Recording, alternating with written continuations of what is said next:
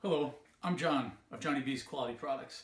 I'm going to go over one of the interesting programming challenges that I encountered when developing one of my recent projects. Now remember, I'm a self-taught hobbyist and not a professional programmer, so there might have been other more elegant solutions to this problem. I'm just going to share my experience. I had an application where I wanted to maximize the number of write cycles in the EEPROM, which is the electrically erasable programmable read-only memory, on my Arduino board. If you don't know what EEPROM does, it's a non-volatile memory used to store small amounts of data when the power is cut to the microcontroller. I'm not going to give my exact code, but if you're familiar with Arduino or C++, you'll probably be able to figure out the details. I just want to give an overview to point you in the right direction. And if you're someone who uses the counter I'm describing, this is going to give you a taste of just one of the programming challenges that went into it. So I was developing this automatic counter, and I want to save the count to EEPROM every time the count changed. This is easy enough to do. I mean, writing to EEPROM every time the count changes is fine. But the problem is that EEPROM has a guaranteed life of 100,000 write cycles. It should be noted that EEPROM can last several million cycles, but the 100,000 is just what the manufacturer guarantees. This sounds like a lot, but the project I was working on would typically have about 100 counts per use. This means the end user would only get about 1,000 uses out of the counter before the EEPROM could potentially fail.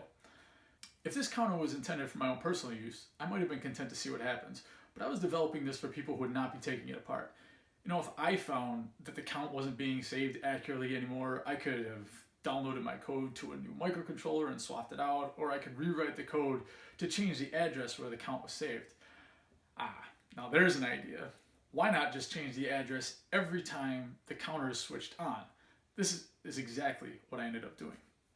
The Arduino microcontroller has 256 EEPROM slots available. When writing to this memory, you have to explicitly tell the Arduino which slot to save to and then later which slot to reference. The memory can be read as many times as you like, it's just the writing that has the limited cycles. So instead of having one slot of memory used, I would use many.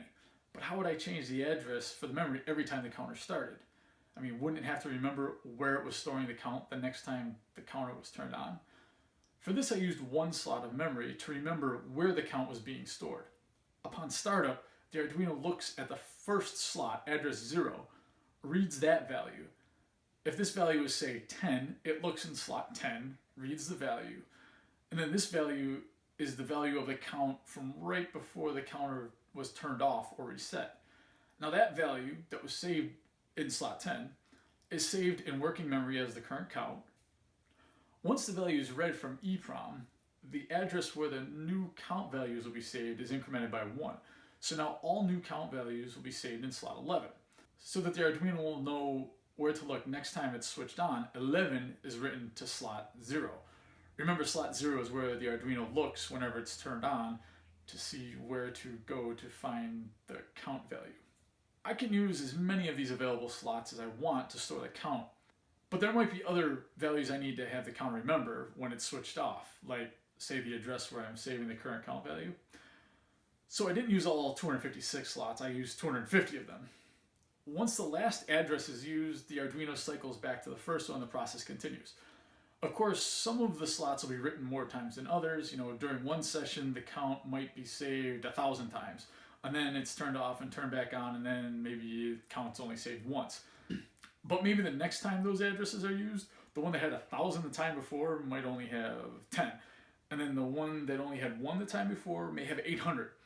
I mean, due to the law of averages, they should all get used about equally over the life of the unit.